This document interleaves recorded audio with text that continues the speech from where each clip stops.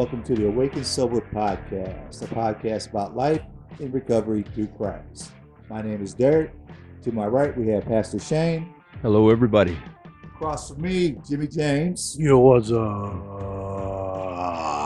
And the infamous Swanky. Schwanky one. Swanky. Hi, What's Swanky. up, Pastor Jeremy? Schwanking it around. All right. Oh, So, go ahead. I'll do it, but you sound dead. I did. So, so how was everybody's week? Wonderful. Wonderful. Yeah, it's been great since It's- last podcast. It's week. been hot as Hades out there, but Has it really? it's been warm. I was gone and enjoying Atlanta. Oh, I'm sure it was nice and cool down there, wasn't it? Yeah, It actually was, really. because Friday into Saturday, I went about 4:30 in the morning and went to spend the night or the rest of the evening waiting for the doors to open to Blade Show. And it was nice and cool. So, yeah, it wasn't bad at all. Was it you and like 3 other guys? No, it was a couple hundred guys out there. A couple 100,000. Yeah, there's a lot of people. Was so the it's place nice. called Caligula? Cobb Galleria. See, Close Atlanta's enough. like one of the top shows of the year, isn't it? Yeah, Blade Show is the show. Atlanta is the original, and so it's a lot of fun. You just go and pocket trash and some beautiful knives everywhere. Did you come back with some pocket trash? I did not Pope even Catholic? score. I didn't score one lotto, one knife. Well, Really? okay, I got one knife, but it was from a buddy's company that there's a little blemish, so it didn't really cost me anything for this knife. But no custom knives, no pocket trash for me, no pins for me. Did your wife win anything? Because typically No. she wins a lot. Right. Right? We He's the entered winner a in this family. yeah, we entered a bunch of lottos and won nothing. And I mean, she came home with a couple things, but really, it was just a good time to disconnect, to fellowship, and have a good time. Good. Very nice. So it's definitely better than Hades. Right. Which is good. This is true. I had my goddaughter yesterday. That was always fun. I turned the sprinkler out in the front lawn, and she ran through it like we used to do back when we were kids. That's what we did, but it was wow. Good old Freya, Yeah, girl. and she is definitely getting big. Yes, she is. I told you about there's a CBS TV show called Ghosts. It's a comedy. Of course, it's a remake from something that they had in England from the BBC. But one of the characters is a Viking, and he's been dead for 1,000 years. And at one episode, he just screams out, "From the loins of Freya!" And I fell off the couch. I was laughing so hard. I'm like, she's a little young for that, but, give her 20, 30 years. The God of War video game. She's a major character right now. Oh, there you go. Yeah, she's a major character when it comes to Vikings for sure. Right, Valhalla. right. Yep. Cool. So what are we talking about today? I was Today's- hoping you'd tell me. You were hoping I'd tell you, Derek, Jeremy. Talking about recovery, what it is, and the different fellowships, different avenues of it, and what it's done in our life, both the addiction recovery and recovery outside of addiction. Right? Well, all know. righty. Left. That's my question, right? Right. Right. Right. That sounds true. So True enough. For those watching on YouTube, please subscribe, like, and share this so that we can spread this message of hope to as many people as possible. Also, please leave a comment and let us know your favorite parts of today's message. If you're listening on Spotify, please subscribe, turn on your notifications so you never miss a new episode, and share the podcast with as many people as possible. Hey, well, he's like a professional now. Right. I like his little announcer voice. We have a new toy, so let's try it out. Yes, shout out to whoever got. How did we come into this thing? By returning the one that we bought just recently, but Brent actually stepped up and, oh my goodness, now I'm drawing a blank Dude, we need to give him a on call. Roger's name. So Roger and Brent, both of them, chipped in I because don't remember the they- guy's name.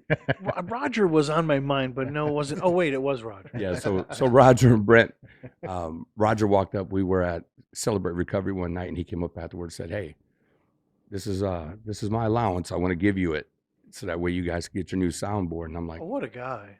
there we go. And Yeah. so as soon as he did that, and Brent, when I me and knew Brent I were liked you. talking, I'm hanging up the phone with Brent, and next thing I know, it says you received money into PayPal.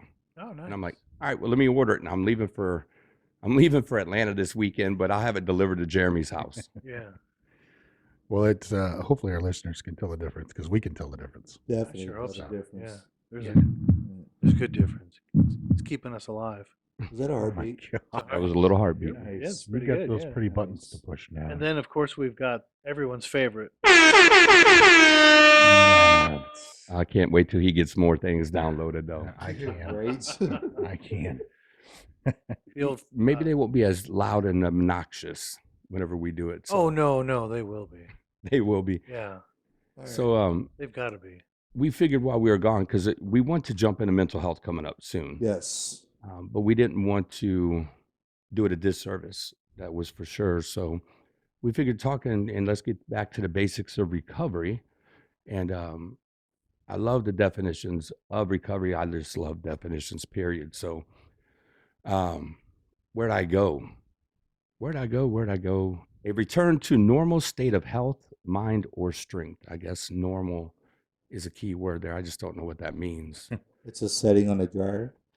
I don't know any normies at all. Ew. Or the second definition, the action or process of regaining possession or control of something stolen or lost. Ooh. Now that one, I mean, I like both of them. You know, a normal state of health, mind, or strength, but there's some about action and process. You know, just because I love the definition of process. I was gonna say it's because of process. Yeah, I love the definition of Recovery process. is a process. Did you Right. define that word like on our second podcast? Process, yeah. Would you like to? Because I'm sure a lot of people haven't heard the second podcast. Would you No, like- because it sucked. Totally sucked, yeah. It did not Yeah. suck. So what, the definition of process? Yes. Would you like to give everybody the definition of process? A series of actions or steps taken in order to achieve a particular end. Nice. Yeah. And So for if you was to put normal that or definition with normalcy, this one, yeah. Normalcy. Let's Not the talk about normalcy. that. Yeah, the condition of being normal, the state of being usual, typical, or expected. Hmm. yeah, I don't like it. So anybody could be normal. Just, I mean, like we expect Derek to be a certain way. So would that be normal And then? he never disappoints, does he? Right. And he never disappoints. Right, and if he isn't who we expect him to be, that's outside of the norm. Yes. Right. That's when And it's that's where my accountability team comes in and checks me on it, right? right. Thank you. That we do like to do. So are you going to go through those as we, whoops, let me hide that. I was like, It's nothing bad, folks. Just it's not. it's It's just not. a drink that's not sponsoring us. Yeah, it's I doubt if we'll ever ask them to, because it gives you Yeah. wings. Well, no, Shane. When you sent out the text the other day, probably from Atlanta, you asked a couple questions, and I was like, I'm going to ask the guys in my transitional living these questions just to kind of see where they're at. And the guy with the most sobriety, I think, is at 69 days. So congratulations. answering these questions, I thought was pretty interesting from their point of view, and then we can get it from people who have some more time. So if you want to start with them, then we go, and then, yeah, because I also want to Yeah. hear from our listeners Okay. that hopefully have a wide range of sobriety as well, because just some fun topics to really Leave cover. a comment Yeah. after you hear the questions. I have questions for them right at the very end. Oh, good. The first question I asked of them was, what is recovery and what does it mean to me? One of the gentlemen, Bill, says recovery is crucial to sobriety. It's the time you put in working with others and your sponsor. The harder you work on recovery, the better your odds. Recovery is gratifying. You will notice change and a new person developing. Yeah, I like how he separated sobriety and recovery. Yes. Yes. I'm glad you guys picked up on that. How much clean time does he have? 69 days. Bill. Or is that? Oh, that was. No, I wrote them down on a different sheet of paper, and I left that sheet of paper at work because every morning they do their check-ins and their Fanos. I Yes. started doing Fanos. So they do their Fanos and they give me the day sober, and I can't remember. Everybody's around 60 something days, with the exception of one person. Do we want to give a quick definition of Fanos before we move on? So yeah, Fanos is a daily check-in. It's really good for couples, but you could do it as an individual. It's feelings, affirmations, needs, ownership, and Struggles, sobriety, struggles. Yeah, struggles/sobriety.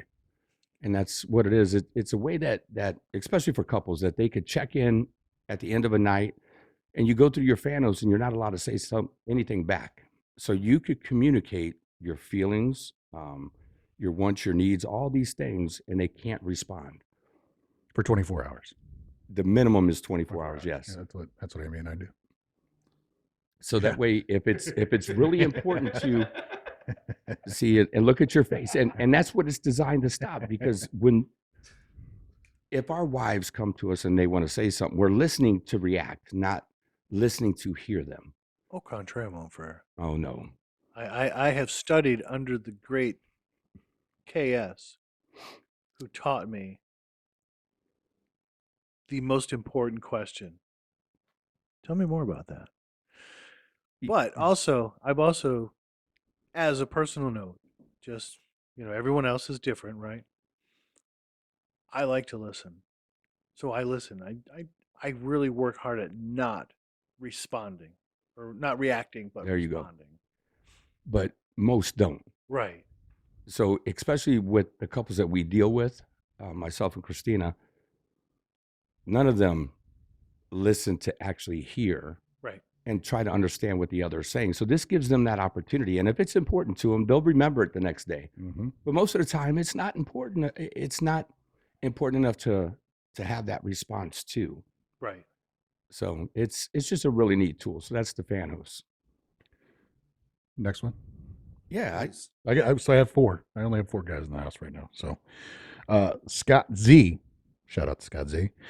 Recovery to me is not using, and more it means I can be a role model to my kids and friends. Oh, I already did Bill, didn't I? Ryan H. Shout out to Ryan H. Recovery to me is restoring myself to sanity through Jesus. Recovery to me is at the top of my list of priorities. Without recovery at the top of my list, I lose everything below it. Amen to that. Wow. I like that. He's been at this for a while. Or he's been listening very well. He listens well. Yeah. Finally. Is he? Finally. Is this his first trip through 10th trip? It's his through? second trip. Nice. Yeah. And he's already talking like that. Well, the first time he sat in my office and said, I'm going to do what I'm going to do, and I'm going to prove you wrong. My self-will keep me going. And I said, I'll see you soon. Yep. We'll have a I- spot ready for I you. saw don't him soon. So he is one of those that is the role model for everybody else. And I'm not trying to toot his horn right now because I know he listens, but he's the one that his actions, he backs up his words with his actions. And it's not the same person he was 4 or 5 months ago. So Very cool. That's awesome. Yes. and then last we have Rob. Recovery to me means being able to live a sober life without needing or using to live a life on a day-to-day basis. Having a clear state of mind, being able to be content and at peace with myself. Content is the thing that stood out. Yep. Yeah. Contentment is tough. What do you teach these guys in the house, Jeremy? Yeah. Stuff. Hey, Is it proprietary? Is sharing. that what- yeah. It's trademarked or copyrighted. You can't share it with us. No, we, it's kind of been especially with the unique group that I have now. And I say unique is it's just really small, and we've kind of struggled to keep people in. We've had some chaos in the house, and the guys that are still there have experienced all that chaos, and they've really, you could see the growth from that. And that's good to see. And I mean, I had people that wanted, 2 guys were like, I'm done with this. I can't. And then boom, well, I need to extend it another month, don't I? I was like, that's not my call. Yeah, so I like what you're obviously what you're teaching the guys there. I wish you could share it. It wasn't like, top secret stuff, Right. but No, Right, that's wow. what I was getting at. It's these back to today's topic, back to the basics. And that's really what we're doing is I'm just keeping it basic, simple. And this is what you have to do. And we got Derek as a role model, Mike's at well, you are a role model, and I don't look like it, but Hey, I work good with the Puerto Ricans and Mexicans. no, no, jeez. see the things that we expect. And that was one of I them. just talked about that. Where was I at before? Well, Oh, just back to the basics. And I've taken the guys now to outside meeting because things kind of got chaotic. And then the guys came and I just told them about my home group on Saturday morning, and they all showed up. And so they get to see that I'm actually doing this thing and not just telling them to do that. And so, and it's not, let me go back. It's not about me, but I try to teach them by my actions and my words. So, words are important, but so are our actions. Actions are very important. So let's ask that question. Derek, we haven't heard from you much since you couldn't hear. Yeah, right. So what does recovery mean to you? Well, the funniest thing, right? Okay, so if I could share my amount of time, I'm going on 59 months of sobriety. In the first year of my recovery, I just thought it was about being sober. I'm not gonna lie, I did not realize there was so much more to recovery until it was actually pointed out to me that I wasn't doing it right. Well, that was awful nice of them. You're not doing it right. Yeah, I mean, I'm appreciative of my team that, my accountability team that was finally like, dude, something ain't right with you, or you're not doing the proper recovery. And obviously I was not. So what does it mean to you then now? Recovery to me is surrendering myself to my higher power, to God, whatever you want to call it, and just really recovering from all the crap I went through in life and working through those issues and building through those issues better in my life altogether. Full on recovery. Beautiful. Thank you very much. Very nice. Jimmy James? What was the question? So What- I've been what trying. does- I've been trying to be present with everyone else, and What does recovery mean to you? what does recovery mean to me? It means to not do what I did yesterday or years ago. And so I use the tools that I learned by going through the steps, along with daily time with God, Bible reading, journaling. Now I can put that in on my recovery resume. Is it still going? Yeah, I love it. Still going. Yep. And still going to meetings because I want to make sure that that is part of it. Not only for my own sanity, but just for the sanity of those around me. Yes, thank you. We appreciate it. Because I tell you, I'm the kind of person where I love conferences. I love little teachings. Saturday we had a thing about the Enneagram. Oh, Enneagram, yeah. Yeah, and so I was enjoying that. It was actually very interesting to me.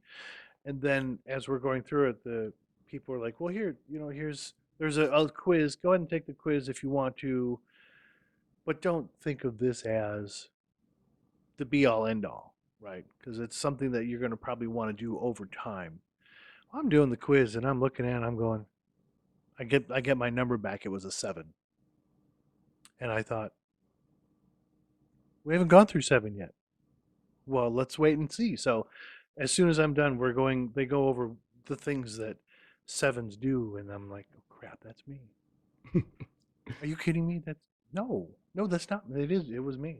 I don't remember what it is right now. I've got it in my backpack, but Yeah, I've never taken one of those. We always used disc back in the day. Yeah. The disc profile. So it was interesting. yeah. Like, because I don't know my what's the really popular one? Myers-Briggs. Myers-Briggs. I keep thinking Myers-Squibb, and I'm like, I think that's a Myers-Briggs. drug company. But yeah, Myers-Briggs. Like, I've never taken that either. Like somebody off SpongeBob. It does Myers-Squid. So He's the banker of the underworld there. The underwater. So Jeremy, since you brought that for all your guys, what does recovery mean to you? That's why I brought it for all the guys, so I didn't have to answer the question. See what I did? Thank you. Thank you. Thank you. Deflection don't work. That's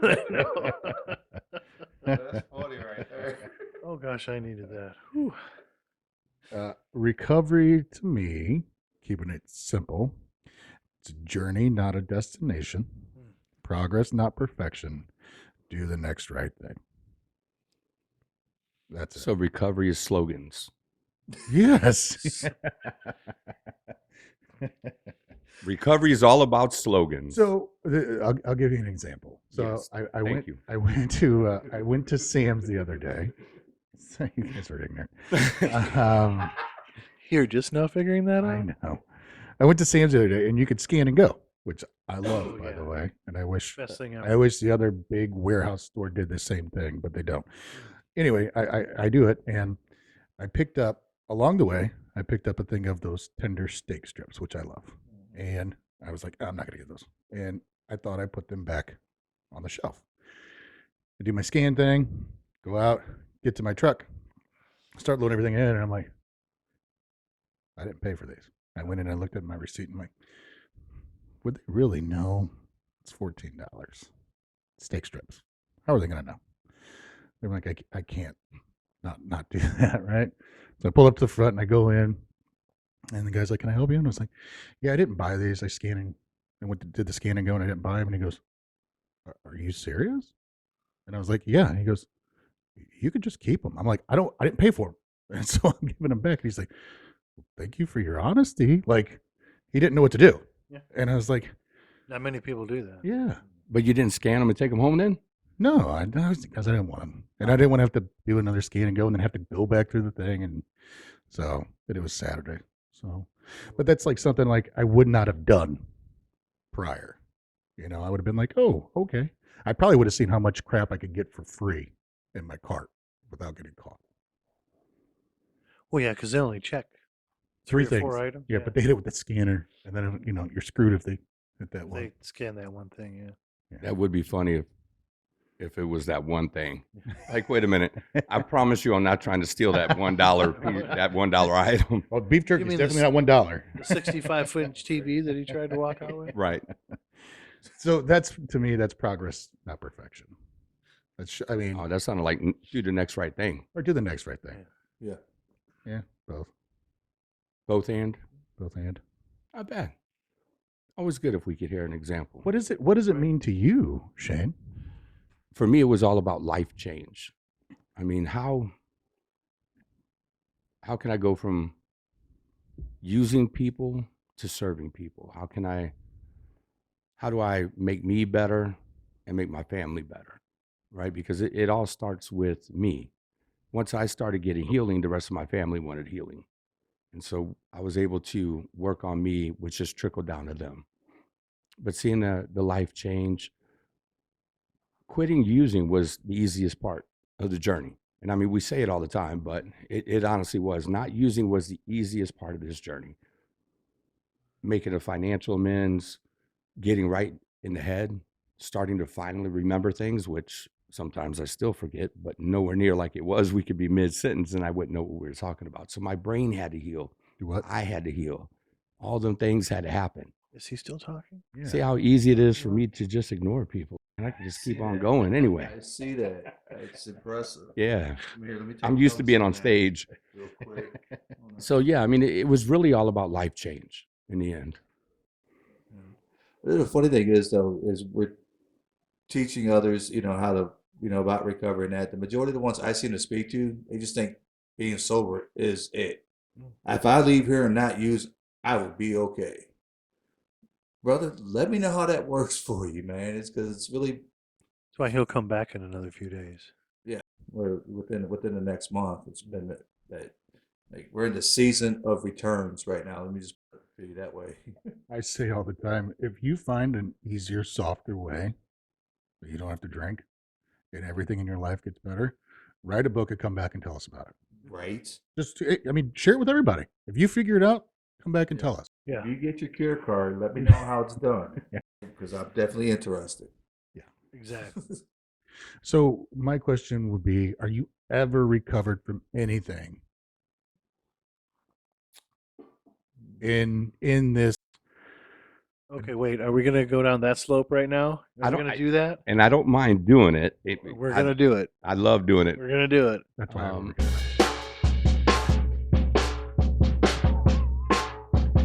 recovered versus recovered. This So- is our religious minute here. So do you Can mean you be saved and delivered by Jesus Christ? so? And that's going to be the question, though. What do you mean? Are you ever recovered? Because I would say you could be recovered, but you're never going to be healed or cured, or you're not going to be cured. There's going to be a difference. We'll experience recovery. We'll experience being recovered, but not cured. And so I don't know. You'd have to give me what you mean by that. Is it okay for, and I'm just asking the question, is it okay for somebody to say, yeah, I've recovered from alcoholism or I've recovered from drug addiction? I think all three of us that you're asking that question to are thinking, heck no. No. And there's nothing I hate more hearing somebody say that I celebrate recovery from whatever it is they're dealing with. If they mean they don't struggle with it anymore, then saying that is probably one of the dumbest things I've ever heard. So I had a conversation with somebody a couple of weeks ago that struggles with mental health, and they said, well, my mental health don't come out anymore, so I don't really struggle with it. I said, quit taking your meds. Yeah, right. Quit taking your meds. Your meds are what helps you. Mhm. That's what makes sure that your mental health stays in check. If you quit taking meds, so that means if you're cured from your mental health issues, you could quit taking meds. And once you stop taking meds, you're going to know if you're cured or not. People say I'm cured or I'm recovered from my addiction, but yet you may not struggle with it now because God took the obsession, the compulsion, and the desire from you. That's the miracle. That's what God did for you. Remove the obsession, the compulsion, and the desire. But if you put that in your body, what do you think is going to happen? Nothing good. Yeah, you're going to go right back, Yeah. right where you left off, and it's gonna go out of control. We know this. Jesus warned us about it 2,000 years ago. And Didn't so we talk about that last week? One demon leaves your body, 7 more come Yeah, in, and they're that's going to right. be worse. he goes out and gets his homeboys and come back and kick it, and they're worse than he is.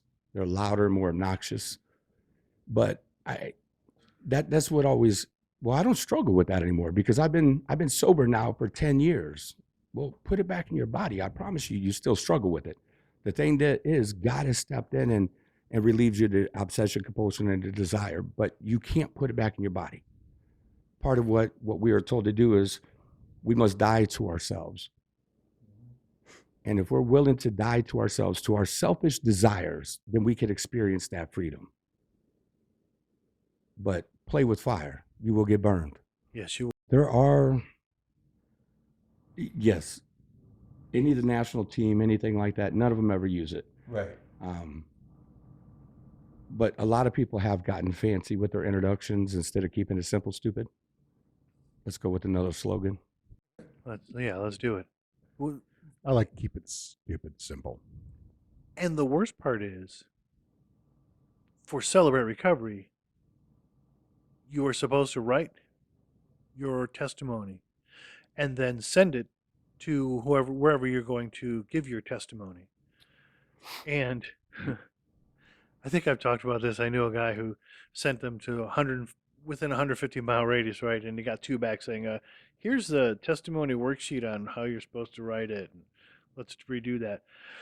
I've seen some very terrible ones. In fact, someone who I would call a good friend at this point, when he first wrote the first paragraph, I'm talking sentences, was, I've struggled with this and this and this and this and recovered from this, and just it went on and on and on. And I'm like, dude, one or two things is probably going to be perfect. So why do we only do one or two things? Right now, folks, if you don't know, we're talking about Celebrate Recovery, how we introduce ourselves. We introduce ourselves. I'm a grateful believer in Jesus that struggles with addiction and mental health. My name is Shane.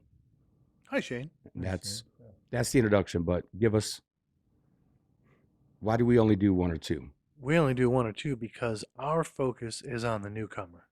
And anything more than that, or any time that we say we've been delivered from, or even we celebrate recovery from whatever, that tells the newcomer that, oh, they don't really have to do a whole lot. They just have to believe in Jesus, I guess. I don't know. Just show up on Thursday nights and it's about to happen. Yeah, so yeah, I mean, it's one, if we have 15 things that we're saying up there that we still struggle with, then it's, does this program work? Right. If we start saying what we've been delivered from, cured from, and celebrate recovery from, now they're lost and they don't know how to introduce themselves. Correct. And then if they don't experience that deliverance, then I must not be good enough. Mm-hmm. And so that's awfully confusing for a newcomer, especially if they're not a believer yet. So I wonder if part of it is someone in their twisted viewpoint thought to themselves, well, if I show the newcomer I'm delivered from drugs and alcohol, but I still struggle with codependency, that shows that the program works. Or I'm just saying, maybe this is someone's thoughts on that. I think it's ego driven. Yeah. Ego. Edging God out. Yeah, I think it's, let me one up the person that did the introduction before me, and let me show you how, because I'm a faithful, unbelievable, the one and only follower of our High King. Pleasure to meet you. It's, yeah. I love the music that you got. So Reclaiming Hope. We're a place that families could come, they could experience healing together, because we're getting ready to get into this to where everybody has the same opportunities for recovery. You know, so many times we leave the family out, and to us, it's the most important piece is the entire family getting healing. They're down there holding hands, which is kind of strange. I saw that. So let's go through, I guess I'll give you the mission. Reclaiming Hope Recovery Centers, where people struggling with substance use or mental health issues and their families can find hope and healing by being anchored in recovery and Jesus, so that the ripple effect will empower and change others' lives, both in the community and the world. And that's what we're ready to fight the fight. Semicolon ellipsis. I couldn't quite hear him, but That time it was okay. beautiful. Yeah. So that's it in a nutshell. I mean, we'll do one day, maybe we'll just talk about what all it is, because it would take us a long time to really go through it and talk about everything that we're going to be doing. We're going to offer counseling services, individual, both for couples. We're going to have services for kids. We're going to have a landing program, of course. Find a way to open a CP in there too, celebration place. So landing is going to be recovery for teens. We'll also have teen AA, teen Al-Anon, and yoga. How about that? Yoga, so that way you could get right in the mind. I thought he said Yoda. No Yoda. No Yoda. But yeah, we'll be able to, You will be. we're going to be a one-stop shop where people could come in when they get out of treatment. One of the things that we do to ourselves is get very overwhelmed of, I have to do this, I have to do this, I have to do this, and I have to do this. How do I get all these things done? And I have to go to 5 different places to do all these things. And they'll be able to come to one place and get them all done. So it's a beautiful thing. It is. Should be June 30th and moving into a place right here in Lake St. Louis, Nice. instead of running it out of our house, because it's weird having everybody come to your house to do it. You can't it's like, when am I on? When am I off? So You it's need so that separation. Yeah. yeah, you really do. So, Yeah. but we've been running a lot of the counseling services out of the home as of right now. But pretty soon we'll have a building and we're going to have some fun. Perfect. That'd be awesome. Yeah. I'd love to work there. Me too.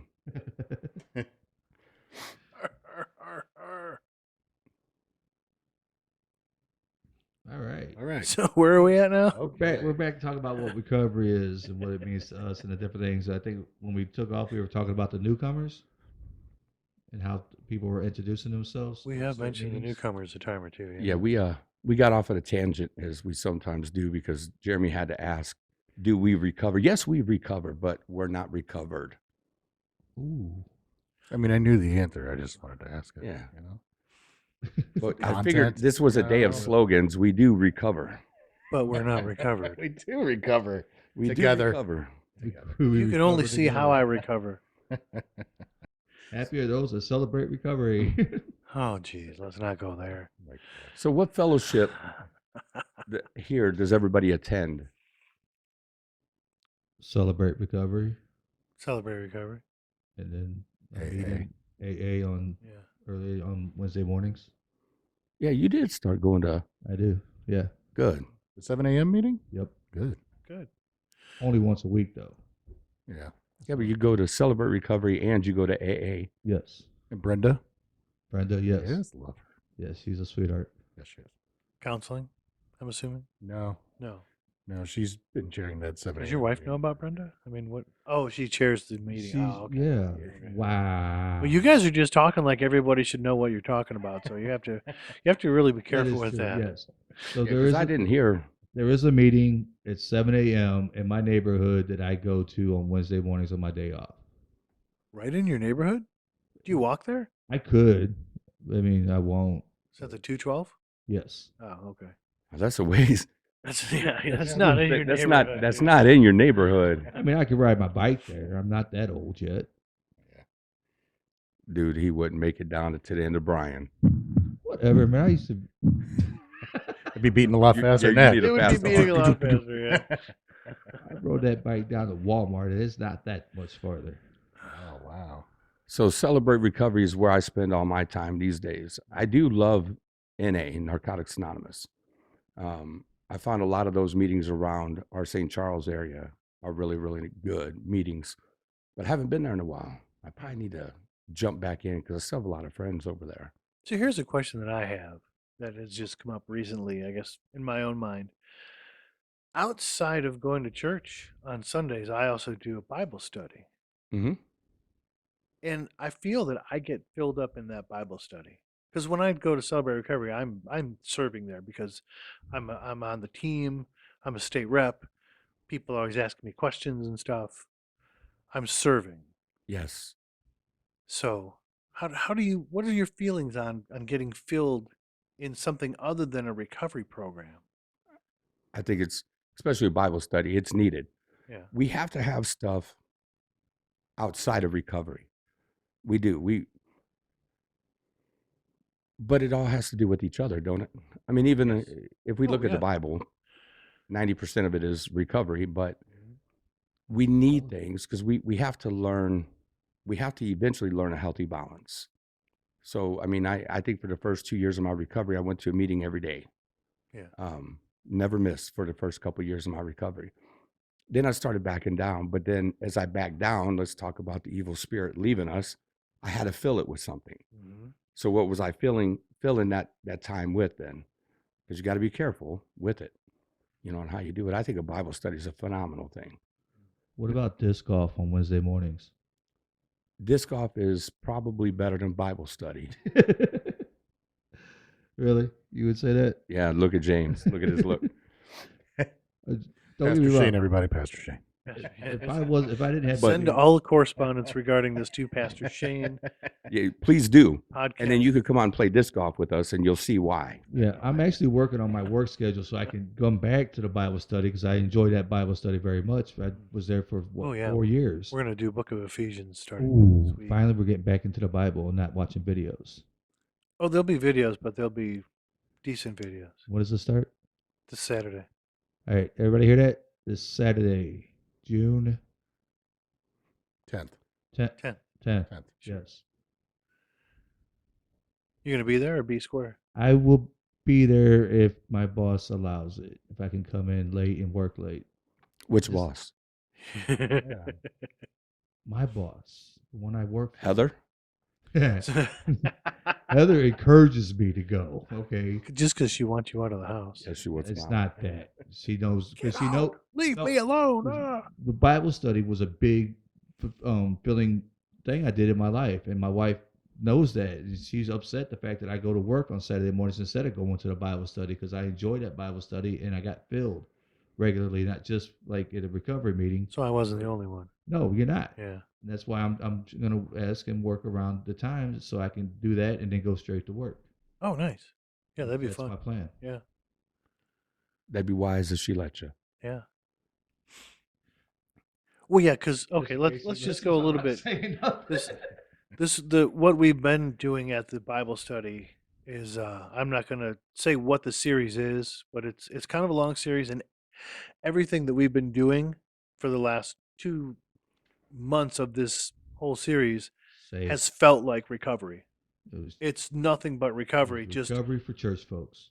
right. It's non 12-step recovery, watered down kind of, if you will. At least that's how I felt about it. But it was still filling.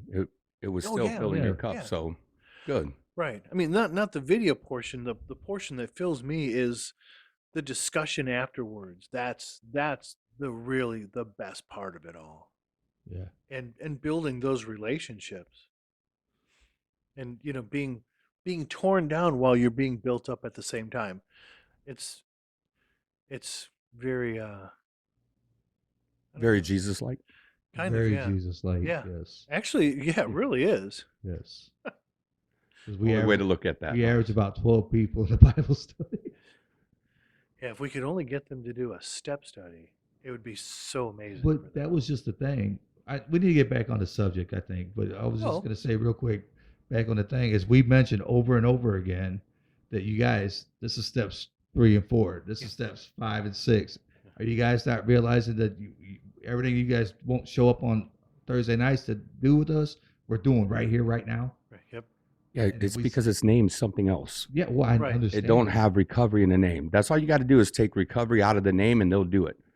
Everybody I counsel does a 4-step. They just don't get told this is a recovery 4-step. Mhm. Mm. Because if you do, they're not going to do it. Right. Oh, whoa, I don't have that problem. So you just take Yes, the you word- are codependent. Yeah, so you just take the name recovery out of it. You use the same questions to walk them through the steps and you have fun. They'll do it and they won't mind it. Then afterwards you tell them, all right, no, you just went through the steps. Now you're going to lead a step study. Thanks.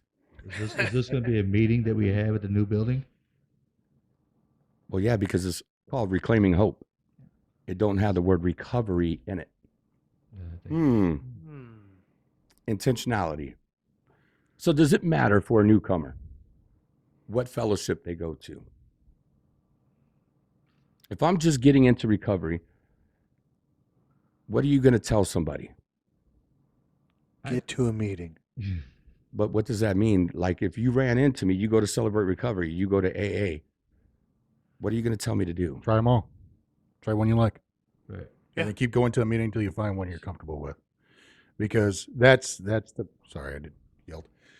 That's the biggest thing with people who come into AA and they go to a meeting that's not good. And they're out there.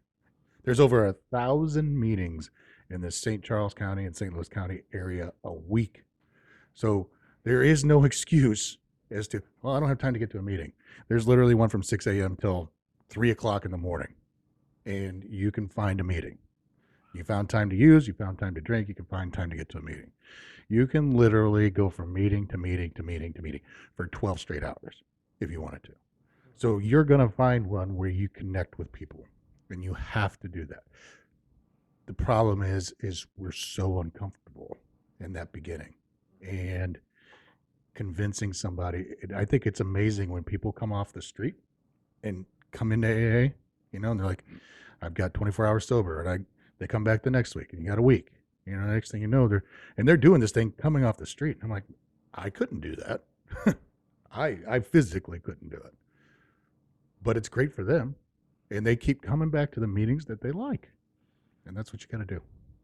So it's okay if I go to AA and NA, Celebrate Recovery. Can I do all of them, or do I have to stay with do I have to pick one and then find the meetings I like? What am I allowed to do? None of them are exclusive. Yes, they are. Which one? A closed meeting for AA. Oh, I don't know okay. about any. Yeah, yeah. But yeah, you have to Yeah. make sure if it's an Yeah. open meeting or a closed meeting. Found that out the hard way. Even then, Right. yeah, because Amy's coming with me to a closed meeting and I wasn't paying any attention. And they just say, hey, this is a closed meeting. And then she'll say, hey, I'm not in, I'm in Al-Anon. And then they'll say, well, we'll let her stay or whatever, Sure. As long as it's a mixed gender meeting too. Yes, Yeah, there's it's men- not a We men's ran into that men's too. closed meeting, or so they'll have to pay attention to that. But am I okay to do different fellowships? Yes. I was going to say, I hope so. I do. Well, good. I know a lot of people have that question. I just went through this with another guy, and we're going to talk sponsors in just a moment. Does it matter where my sponsor is? What if I go to Celebrate Recovery mainly, but the guy that I've really, like, I love, hear, and share, and he has something that I want is in AA, but I go to Celebrate Recovery because I really don't like AA. Do you want to get into the meat of it, or you just want to in generalities? In generalities, it doesn't matter. But so recently come into this, someone is a leader for a Celebrate Recovery, one of the ministry leaders, and the church said, well, that's great that you have a sponsor in AA, but we want you to have a Celebrate Recovery sponsor. So you might run into that, but that's going to be kind of probably an outlying case Yes. rather than the norm. See, we're talking about normalcy. Yeah. All right. But I actually, so I do go to an AA meeting, but I don't know if I would actually feel comfortable being a sponsor to somebody in AA right now, because my recovery has been Celebrate Recovery for so long. Yeah, I started going to these AA meetings so I get that different feel, but to be a sponsor for somebody in AA, because reality, I've got just so many days in AA as opposed to the years in Celebrate Recovery. I just wouldn't feel right. Is that? Well, and on top of that, was that your drug of choice? No. Was alcohol? Yeah. See, if alcohol wasn't your drug of choice, is someone in AA going to want you to be their sponsor? Let's flip it around. I wouldn't have a problem with it. I personally wouldn't. I've also been to meetings, and it makes me so angry. I've been to AA meetings where they're like, if you're an addict, you're not an addict in this room. I mean, they've straight up said that. And I'm like, it's the same thing. It's the same thing. So, Addiction is addiction. yeah. You would think they'd come together and just be Addicts Anonymous. Because that's, like you said, it's the exact same thing. It's the same thing. And I know Celebrate Recovery. Yeah. But I know people that are addicts that come to AA because they enjoy AA more. And there's a lot more AA meetings. I mean, there are plenty of NA meetings, but there's a lot more AA meetings. And they like the fellowship of it, because there's always something going. Yeah, there used to be almost 400 meetings just in St. Charles in a week of NA meetings. Now, since COVID, I don't know how many are still around. That dirty pandemic. I would say at the beginning, Jeremy, most people say only an alcoholic can help an alcoholic. So my sponsor has to come from AA and have a drinking problem. I would say your mindset now is somebody that's been in recovery for a while. We understand that the pain we feel is the same no matter what the symptom is. The root is the same. And so anybody could sponsor anybody. Now, how you sponsor depends on how you were sponsored. So that's the whole thing. He's never been walked through the big book. Now I could walk him through the big book like my old sponsor did to me. And so I could teach him those things. And then, we're always going to just sponsor how we were sponsored. I still sponsor like my NA sponsor. My first sponsor sponsored me. I love it, writing definitions and doing more writing assignments than anything else, because that's how I was sponsored. And you love to write. Hate writing. You love to write. but I hate writing, but I love writing. Yeah. It's that love-hate relationship that I've developed over the years. So some fellowships, let's go through them real quick, and then let's go. Because I was trying to think of a bunch of them today. There's all kinds of anonymous, AA, NA, CA, HA. Who knows? I mean, Overeaters Anonymous. Yeah, there's- Oda, Alateen, Al-Anon. Wait, can we go over HA again? Because you say that, and I think Heroin Anonymous, Haters Anonymous, but Ha. okay, Haters Anonymous, Heroin Anonymous. heroin. Okay, But I mean, if you hop on, there's so many. I took them to when I preached one weekend, and I showed the whole how many that there were. It is crazy with the amount of them. But anything for addiction you could do, all the way to food issues. Al-Anon, I think, is important to mention, though. where's SA? SA I didn't put on there. Yeah, He's Don't. He was going to do his Mexican thing again. Jeez. You knew where he was going. I mean, Oh, as soon as no. you said that. No. For those who struggle with sexual integrity, Yeah, sexual addiction. So there's plenty of, there's not a whole lot of those meetings around, but they are around. And there's some really good help. But I like talking about the ones that get left out. Al-Anon, Nar-Anon, Alateen. I've never actually heard of that one. Alateen, yeah. yeah, I've heard of Is it. it like the landing for AA? Yes. Alateen has Well, been no. around since I've been a teenager. Yeah. The Alateen is the A long codependent side of Okay. teenagers. Yeah, I've never heard that term before. Yeah. Of course, Celebrate Recovery. And what about Smart Recovery? What about it? Recovery. There's Dharma Recovery. Oh, yeah. Yeah, I mean, there's all kinds of recovery. So there's more than one way to get to where you want to go. I guess that was the biggest. We always talk 12 steps. Well, the 12 steps don't change very much between each of the different programs. Nope. I So- guess that was my big question about, am I allowed to go to any of them? Really, they're the same. Right. A lot of it has to do with length of time. An hour and a half meeting, or a Celebrate Recovery where you might be there 4 hours. 4 hours. Think about it. Think about what time people get there to set up, and then what time some people close. If you're serving, to Yes. set up, yeah. But But if you're big enough, hopefully you have a team to set up and a different team. But to if you're close. serving in fellowship, you show up a little early and stay. A little late, yeah. Yeah. But think of that. But to me, that makes more sense because that way I'm spending less time at home by myself in my own thoughts and feelings. I'm around other people. And if I get home at 10 o'clock as opposed to 8 o'clock at night, if I'm just going to like an hour meeting for AA or whoever, and it's over at 8, what am I going to do for the next 2 or 3 hours before I want to go to bed?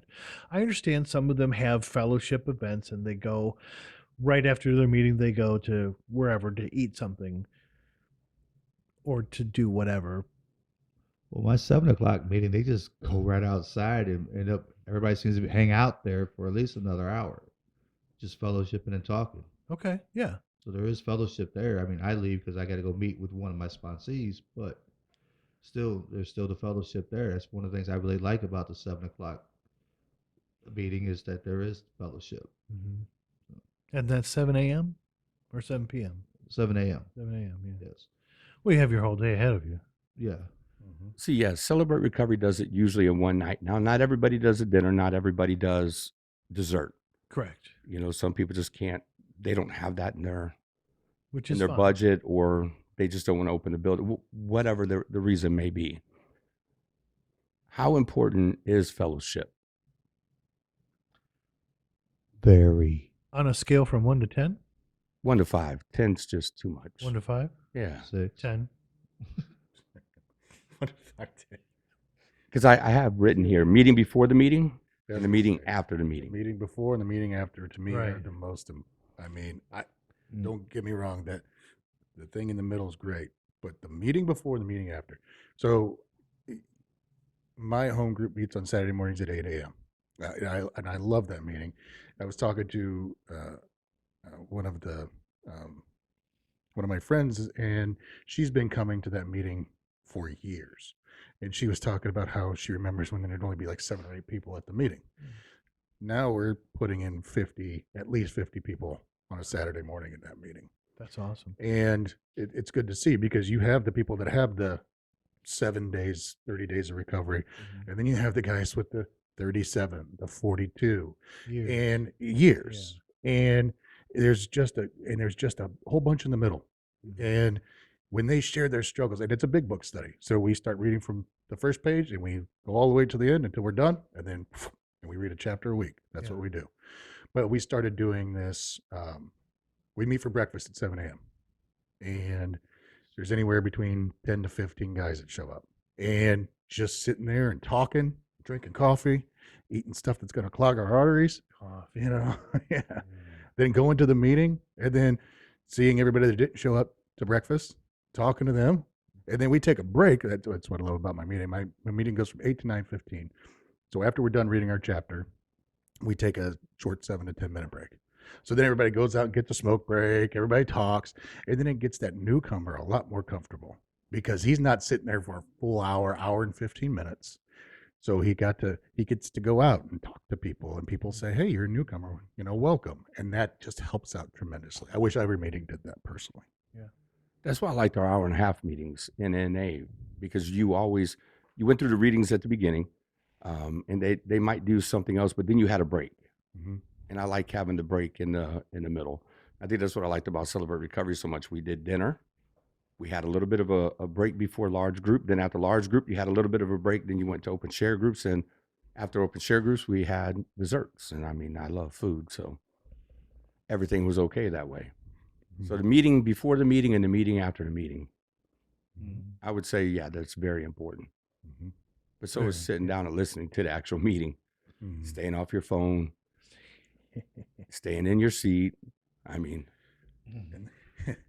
the one thing I especially tell my guys is going to a meeting is where you're going to really practice acceptance, because there's going to be people that talk or people that come in that are going to bother you. They'll make your skin crawl when they talk.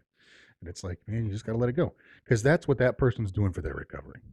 And I can't judge them for that. I may not agree with it, because some people like to steal time, I would say, talk too much, like to hear themselves talk. And it's not for me to judge them on that. So, I don't know. we always said hijack the meeting. Oh, Yeah. yes. Hi, Jack. What I was going to say is I went to a meeting, and the majority of the people in there were putting their recovery before God. And somebody grabbed me up at the end of the meeting, was like, "Hey, how do you sit in there through all that?" Because all they kept talking about was recovery first. And they weren't putting God before everything else. I said, well, that's what worked, just what you had said. That's what worked for them. I can't be mad at them because they chose that. That's not what I choose. But if that works for them and they're got 22 years, then that's what's working for them. And they're going to have to make that right with God on the other, That's on the on other them. side. That's their side of the street, not mine. Right. I don't know, man. There's all kinds of ways you could go with that. Are they really putting recovery before God? Do we know that? Or do we just hear that in there because It was their quotes out of their mouth is what was heard. Yeah. Yeah. And I don't know, God knows our heart, because I could tell you, if I wouldn't have put recovery in front of God for a while, I don't know if I'd still be here. It got me thinking, because the first question we asked was, what does recovery mean to you? Yeah. And now thinking about that, I would say God is my recovery. Yes. Like that's it. If I had to sum it up into one word, that's it. God is my recovery. Because without him, I'm nothing. I don't have anything. I don't deserve anything. It's the grace and mercy, which is another podcast that you should go back and listen to if you're just now listening to this one for the first time. That's right. But thinking about that now, I have to put, like, the moment I wake up, God has to go number one. And I struggle with this because I do. Driving to work, somebody's going to make me angry. Then I'm like, God, I just talked to you this morning about being nice, and I'm not being so nice right now. So forgive me already, But it's just having that conscious contact with God. Just consciously know he's there. But that grows over time. Correct. And we do need to put God first in everything. But I could tell you at the beginning, I know I didn't. And it took a while to finally do it. And so hopefully they don't have a whole lot of, I mean, hopefully they do have a whole lot of clean time, but hopefully they start to put, like, if that's important to them, if God is important to them, their spiritual walk is important to them, they'll put God first, I hope. When did it click for you? When did you realize that you were putting God before your recovery? I was putting all kinds of things before God, money and my recovery. So it wasn't until July 2013 that I finally realized God was about fourth on my list. And he sent me home from California without a job or anything else. That was when my whole world got turned upside down and I figured a lot out. Because God was important, and I know God kept me alive for a reason. I was trying to figure it out, but I was still putting recovery and money ahead of him. Recovery, money, and myself, obviously. So that's why I said God was about fourth on the list. And, yeah. And it was, I'm not going to lie. I'm not going to sugarcoat it. That's just where I was. But it took that time in California to realize what I had done. And then he sent me home the way I needed to be. Obedient without anything. So it was pretty cool. Nice. So it took a while. So moving on. So why do I need a sponsor? Because I know we talked a little bit about sponsors earlier. We went down and talked about service work or some other things, but how about a sponsor? Why do I need a sponsor?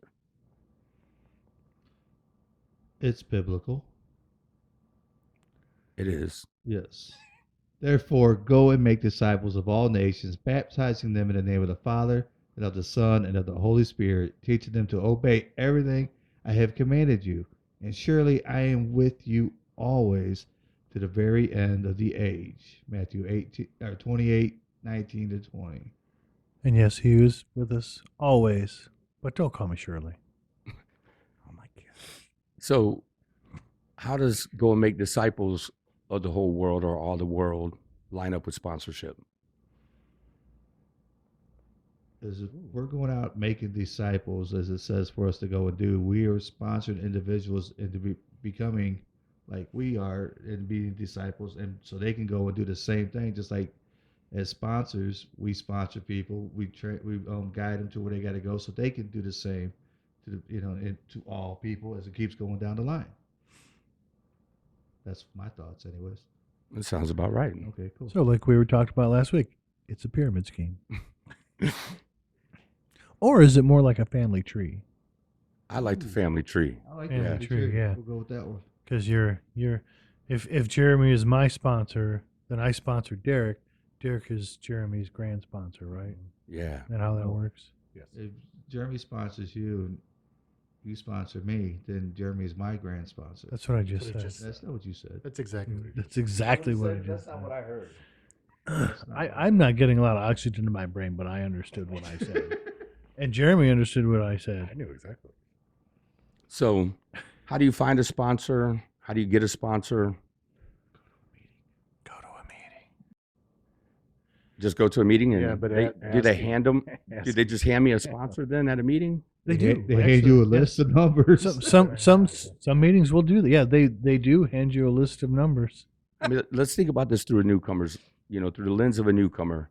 You're telling me just go to a meeting. So I'm going to go to a meeting. I'm going to walk in and they're going to be like, hey, here's your sponsor. Here's your this. Here's your that. You're Wouldn't good. that be nice? Yeah, it doesn't happen that way. At least No. I've never been to a Actually, meeting it where it happens happened that way. with somebody at the brick house. I walked right up to him and said, hey, this is your sponsor. And they walked, and it's worked so far. Really? Yeah. Well, congratulations. Well, I'm just saying. that. Okay, so now let's be real and talk about how do you get a sponsor? How do you find a sponsor? Do you want actual steps of finding a Well, sponsor? Yeah. for somebody that's listening, that's new, or- Find someone who's talking and you're listening to what they're saying. And you're gravitating towards that person because of what they're saying about their recovery, about their sobriety. I agree. Find somebody who has what I want. Yeah. Not in that So a jealous, car? not that jealous way, right? Not like wanting Jesse's girl, but Correct. yeah. You know, we should. Okay. So they got a real good job. They have a nice car. Not at all. I want to borrow it. No. No. Life wise, like the inconceivable part of someone's life, their sobriety, maybe their walk with God, My their sponsor, recovery. yeah, I've shared this before. My sponsor is 37 years of sobriety, and we text almost every morning. I would say every morning. At least he's sending me something. I'm sending him something every morning. We meet on Saturdays, and when he first came to me, which was a long story because I got fired from my other sponsor, rightfully so. Yeah. I started going through my list of sponsors today when this question came up, and I'm like, man, because I tried self-sponsoring a lot, and self-sponsoring does not work. Does not work. No. But when he talked, and even to this day, you know, his wife just retired just a couple weeks ago, and you know, he's talking to me. He's like, you know, we've been married for a really long time, but now that we're both home together, it's kind of like, whoa, you know? Yeah. And here he is, doesn't think about drinking, you know? Like, we don't even talk about that obsession. There's none of that comes up anymore. It's literally just how to live life. It's like walking through this struggles, you know, and Shane, you're not really my sponsor, but you are my mentor and my friend. And so, you know, you and I talk all the time. And it's like, I want what Shane has, you know, not because you know, granted, I'm getting into pens and Your house is nicer, though. but I don't care about the house. It's just the happiness. It's just seeing the peace that comes from following a Christ, you know, a Christ-led life, and knowing that that's my ultimate goal. Is not my riches aren't here on earth. My riches are upstairs. Amen. You know? That's your retirement plan. That is, yes. Yeah. Oh, I was thinking Grandma made something because you said Oh. his riches were upstairs. I was So I hoping, thought maybe yeah. Grandma made some good dessert again or She something. made 2 loaves of banana bread, and I think the kids and Oh. Amy ate most of it all. Oh, jeez. man. I'm hoping for some more gooey butter cake. Right? Yeah, and I think that's one thing I love about sponsorship is I want what you have.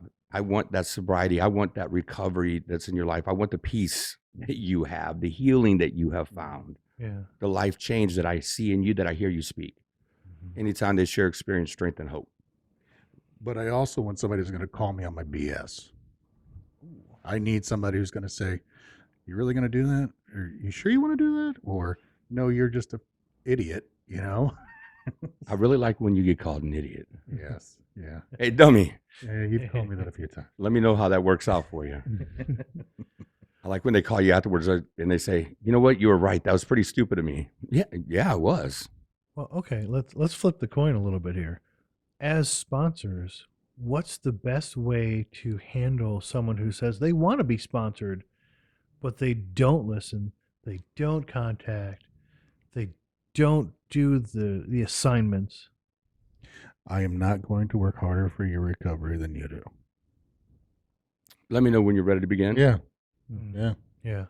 I mean, I did tell one guy, I told him, don't contact me anymore. Because he would only call me like when he was Afterwards? at his worst, right? Mhm. Mm. It's like, look, buddy, you've done nothing. Find somebody that you connect with. Mm. Because obviously you don't want to listen and do the assignments. And I have people that I really want to work with, but I say no because I want to work with you. But if you're not going to do the work, then do us both a favor. You go find somebody, let me take care of these people. When you're ready, you let me know. And if I have room, I would love to do it. But you have to want it. You have to want it more than I want it for you. And that's hard because I really want it for everybody, even if it means I have to snow globe them. Right. I think a sponsor's got to really challenge you too in your recovery. I would say the challenge is big. Something we skipped. Can I have a female sponsor me? How about in the fellowship of AA? I'll let Jeremy sit. I know he's not down here yet. But what's wrong? What's wrong with me finding a female sponsor? Do you want to stay married? I'm not talking about for my wife, but I'm just saying. Yes, It's not about me being married. It's just about how I end up walking Hmm. if I were to do so. But I would say make sure that we're with same sex, men with men, women with women. The last thing we need to do is cloud our judgment. And we already talked about relationships and money ruin more recovery than anything else. So, And the fact men and women think differently, Completely. completely differently. Yeah. Seriously? Last I heard. Thanks for joining us. I'm glad you're back. so anyway, I asked the question: can I find a woman sponsor if I wanted one? I'm sure you could find a woman sponsor. Should I? No, Do they allow that in the Fellowship of AA? absolutely not. I know in some of the old books, like NA, you found a story about a woman that sponsored a man back in the day, but Mhm.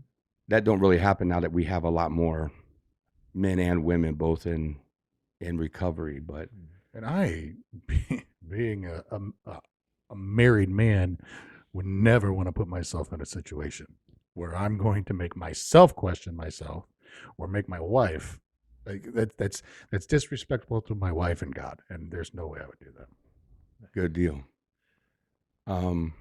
Did have a question that I wanted to ask people, but then we'll go into accountability partners. Or here, let's go into accountability partners, and I'll ask that other question. What is an accountability partner versus a sponsor, maybe?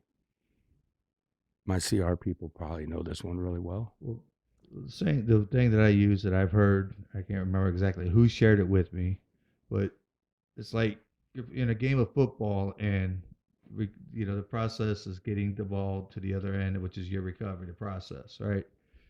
Coach is your sponsor. Your sponsor is your coach. He's the one calling the plays. He's the one saying what to do. The accountability team is is the team that's there to help get get you to the other side. While the sponsor's calling the shots, the accountability team's trying to get you to through the process of recovery. So your teammates, your line mates, Yes, your your line. O line. Yeah, whatever you want to. Actually, it's a defensive line. If they're moving the ball down the field, that would be your O line. Right, but If you're stopping somebody, that would be the D line. if they're calling me out on my BS, that's a defensive action. We were talking Wow. about going down the field with the ball. So Let's just say Great it's your analogy. teammates. Your Your teammates are your teammates. accountability buddies. Yes. I put battle buddies because, Yeah, Super Battle Brothers. yeah. That's all. Yeah. I got the battle bros. Sure. I got the battle bros. Battle buddies. So what is the most important thing for a newcomer to know or to do? Go make coffee. You know, sometimes I don't know what he does, but sometimes duct tape I left would the- work well. I left the house for this. So really, what is the one thing that if you could give that newcomer that advice, what's the most important thing for them to do, or at least to know? Once What they've should they do gotten first? once they've gotten inside the building, Somebody wanting to walk in, they stumbled across our podcast because they Googled recovery and we came up. poor bastards. So what is that one thing? What should they do? Don't look at me first. Well, we're looking at you. I want to hear what you guys have to say first, so I know what to say. To the newcomer, you're right where you're supposed to be. You're right where God wants you. Keep work. It works if you work it. So throw a bunch of cliches at them. can't stand it. Yeah. Whatever. He says I can't stand them now I that just- somebody else is doing them. It's just bad. They sound so dumb when they come out of your mouth, Derek. They sounded good when it came out of mine. Yeah, right. You know, they'll. What I usually like to say to the newcomers, "Hey, I'm glad you're here. Yeah. Yeah. Yeah. Keep coming back." I'm not gonna say it works if you work it, because I usually don't remember that one. But But now he's going to say it a few times. I'll remember it. Right. Next oh meeting. gosh, no, I hope not. But what should they do first besides walk in the door? That's the I mean, hardest that's part, right? that is the hardest part. But If somebody's just listening, who's new to recovery, who's never been to a meeting, especially, or only been to a few, I would say, just listen. Just sit there and listen. Don't come in and start spewing. Oh my gosh, you don't understand what I've done. And we talked about that last week. We did, yeah. Because nobody cares. I don't. That and you can't out-sin God. No, you can't. But just take the cotton out of your ears and put it in your mouth. Just listen. Ask questions. Don't be afraid to ask questions. Questions are good. Questions are good. My first outside meeting I went to, I left treatment, and they said, go straight to a meeting. And I'd never been to a meeting. So I went to a meeting, and people were getting up and walking outside. There's people talking, and they're walking outside. And we called him Angry Scott. And Scott is his name, obviously. But we called him Angry Scott. And this is what he said. All these people walked back in, and we did key tags after a little while, right, to celebrate anniversaries or birthdays is what they call them, anniversaries, because they're earned. And so we were doing them, and so many people grabbed these white key tags, which is that recommit. It's our blue in Celebrate Recovery. And so he's sitting there watching, and they opened up the floor for sharing, and he said, you guys want to know how to quit getting those white key tags? Sit down, shut up, put your phone away, get a sponsor, work some steps. And that stuck with me. So I didn't hold my phone during meetings. I didn't speak. A matter of fact, I didn't speak at an NA meeting until I had a year of sobriety. Was my first NA meeting I spoke at because I had to share at my home group. First time I ever shared in NA. I sat there and I listened. I didn't know what the hell I was doing yet. So I listened to the people that had a lot more sobriety than I did. I got a sponsor and I worked the crap out of some steps. That worked. That's why I said that the listen part is beautiful. Sit down, shut up, and listen. Yeah. And if you have something that you really want to say and you don't say it, that's what we tell people all the time. Stay around after the meeting and talk to somebody. Share it with somebody. I want you to share it. I don't want you to keep it in. So if there's something that's burning in your heart, share it. Just don't do it in the meeting when you're new. Just don't do it. Right. Yeah. Yeah, listen. I mean, I got so much more out of listening. I feel like at Celebrate Recovery, I have to speak most of the time. It's because you think you're important. That's true. No, I think they look at me like I should be speaking. In NA and AA, They don't know who you are. they do. But I just love to listen. Kind of a big deal. No, I'm not even a big deal in my own mind. So, Oh my gosh, it's our BS meter right there going off the charts. and so I love going to NA and AA because we'll find a lot more clean time in those fellowships. And I love hearing some of those old timers speak. And it's just so much, to me, it's so much fun. So you said you had some questions. We seem to be running, a little long tonight. So you want to go through these questions and give people. What time is it? Is it 8:20? Ooh. Yeah. Well, we've been going. Yes, we have. So that's why we don't. All right. So here it goes. We'll leave all the rest of this out. So what is one thing that we like to say to the newcomer? Welcome. Well, I'm glad you're here. yeah, without a doubt. Keep coming back. Keep coming back. So a call to action for our people.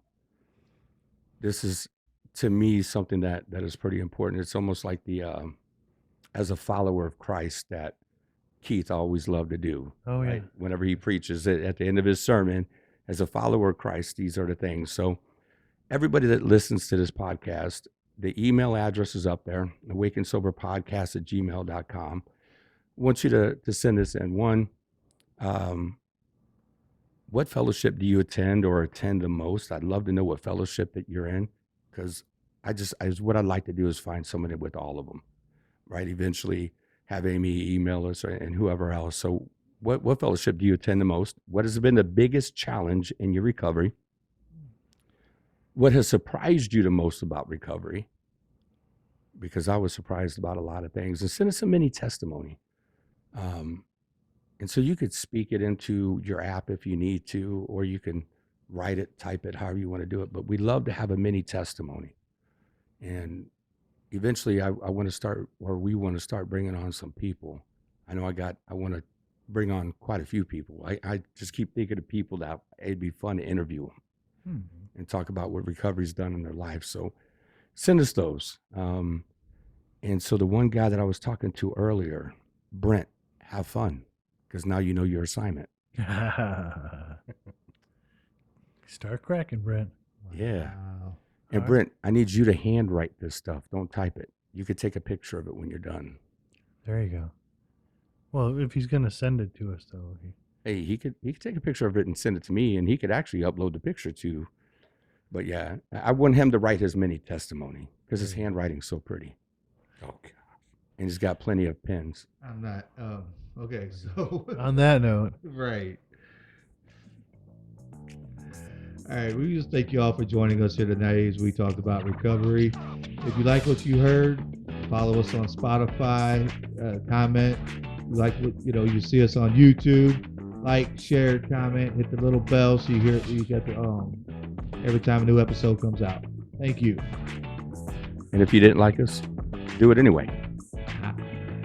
You guys have a good night. Have a great week, everybody. enjoy.